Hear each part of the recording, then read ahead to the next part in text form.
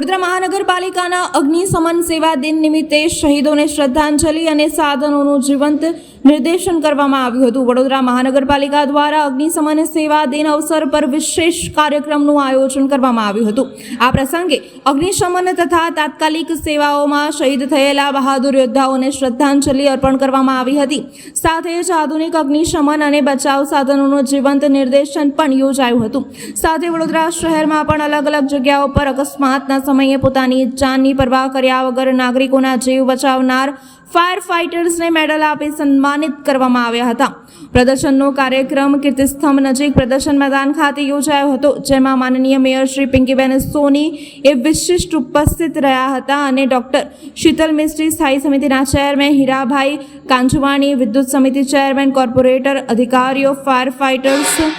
ફાયરના staff તેમજ શહેરના નાગરિકોએ હાજરી આપી હતી। આ કાર્યક્રમનો ઉદ્દેશ શહેરના નાગરિકોને આગથી બચાવવાનું છે, તેમજ આપત્તિના સમયે કાર્યરત સેવાઓ પ્રત્યે જાગૃતિ લાવવાનો છે, તેમજ અગ્નિશમન વિભાગના કાર્યની અનુભૂતિ કરાવવાનો હતો। 14 अप्रैल ये जो है ये दिवस जो फायर सर्विस में कार्यरत जितने भी जवान होते हैं, जो शहीद होते हैं, उनकी स्मरण करने के लिए और उनको श्रद्धांजलि अर्पण के लिए ये दिवस जो है ये ऑब्जर्व किया जाता है। आज ये मेयर साहब, चेयरमैन साहब और बाकी हमारे म्यूनिसिपल कॉर्पोरेशन के जितने भी अधिकारीगण हैं, इनकी सबकी उपस्थिति में ये जो है यहाँ पर श्रद्धांजलि अर्पण की गई है। वडोदरा महानगर पालिका द्वारा प्रतिवर्ष अग्निशमन અને તાત્કાલિક સેવાઓ વિભાગ દ્વારા એટલે કે ફાયર બ્રિગેડ દ્વારા 14મી એપ્રિલના રોજ આ કાર્યક્રમનું આયોજન કરવામાં આવે છે, જેમાં સમગ્ર દેશમાં જેમણે લોકોને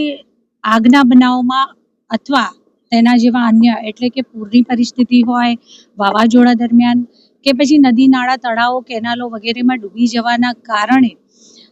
બચાવ કામગીરી દરમિયાન પોતાની જાનની, પોતાના જીવની આહુતિ આપી અને વડોદરા શહેરના નાગરિકોને સુરક્ષા અને સલામતી બક્ષી છે। ત્યારે આજનો દિવસ કે તેમને એમના જે એમને યોગદાન આપ્યું છે, જે પોતાના પ્રાણોની આહુતિ આપી અને આ અમર શહીદોને આજ રોજ શ્રદ્ધાસુમન અર્પણ કરવાના કાર્યક્રમનું આયોજન કરવામાં આવે છે। તો સાથે સાથે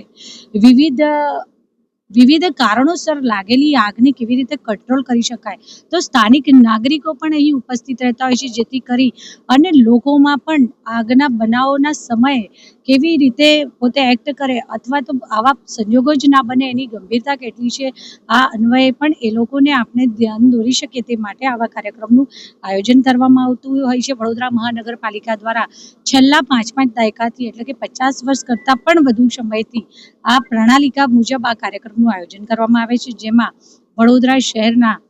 આવી રીતે પોતાની કામગીરી દરમિયાન